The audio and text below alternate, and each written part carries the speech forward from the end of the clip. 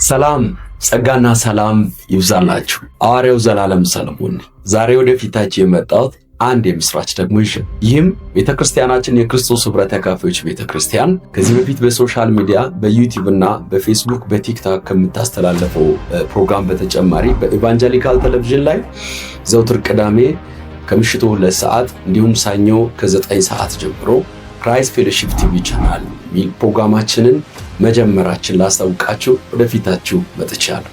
ይህንን ፕሮግራም ደግሞ ላልሰሙና ለማያውቁ ሰዎች እንድታደርሱና እንዲሁም በሶሻል ሚዲያ በቲክቶክ በዩቲዩብ ደግሞ የምታዩ ሼር እንድታደርጉ በጌታ ፍቅር ጠይቃቸዋለሁ። ወደ ልጁ ወደ ጌታችን ወደ ኢየሱስ ክርስቶስ ህብረት የጠራን እግዚአብሔር የታመነ ቤታችሁ ኑሯችሁ ይባረክ። ሻሎም። ከልጅነት የሚበልጥ ነብይነት የለም። ከልጅነት የሚበልጥ ፓስተርነት የለም። ከልጅነት የሚበልጥ የሆነ ቀጠና የሆነ እንትን ሽማግሌነት የለም።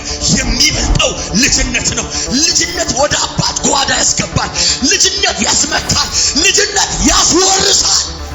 ኢየሱስን አግኝተህ ለቀህ ልረዳ የምችል መልአክ የለም። ደካማ ብትሆን በክርስቶስ አምነህ የዳንክ የዘላለም ሕይወት ያገኘ የእግዚአብሔር መንግስት ወራሽ ያደረገ ሰይጣን ጠንቅቃችሁ እንድትረዱ የማይፈልገው ሁለተኛ ነገር ልጅነታችሁ። ኢየሱስን ራሱ ማጠራጠር የፈለገው ልጅነት ነው።